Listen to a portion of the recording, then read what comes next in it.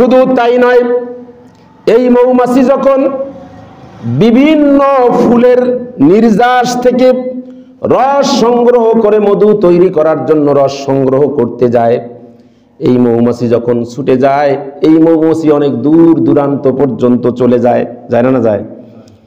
ওই সোনামণি না একটা ছড়া পড়ে নাই,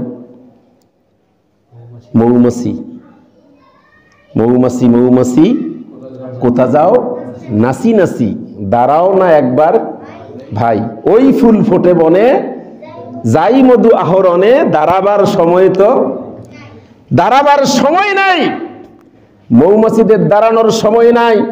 কারণ আল্লাহ পাক ওদেরকে এরকমই নির্দেশনা দিয়েছেন যে তোমরা যখন যাবা, বিভিন্ন দূর দূরান্তে ছুটে যাবা, মৌমাছিকে আল্লাহ পাক এমন একটা বিচক্ষণতা দিয়েছেন, এই মৌমাছি যখন যাবে সেটা যদি অনেক দূর ওই পাহাড়ের চূড়া হয়, সেটা যদি মরুপ্রান্তর হয়, সেটা যদি লোকালয় হয়, সেটা যদি জনশূন্য হয়, সেখান থেকে এই ফুলের নির্যাস সংগ্রহ করে মৌমাছি যখন ফিরবে, এই ফেরার পথে আল্লাহ পাক মৌমাছিকে নির্দেশনা দিয়েছেন, ওহী করে দিয়েছেন, ফেরার পথে তোমরা কোথাও দাঁড়াবে না, কোথাও তোরা দাঁড়াবে না, তোমরা সরাসরি তোমাদের যে বাসা থেকে আসছো সেই বাসায় যতগুলো মৌমাছি তারা এই রস সংগ্রহ করতে যায়, সব মৌমাছিগুলো তাদের বাসায় ফিরে, একটা মৌমাছিও কোনোদিন পথ ভুলে যায় না।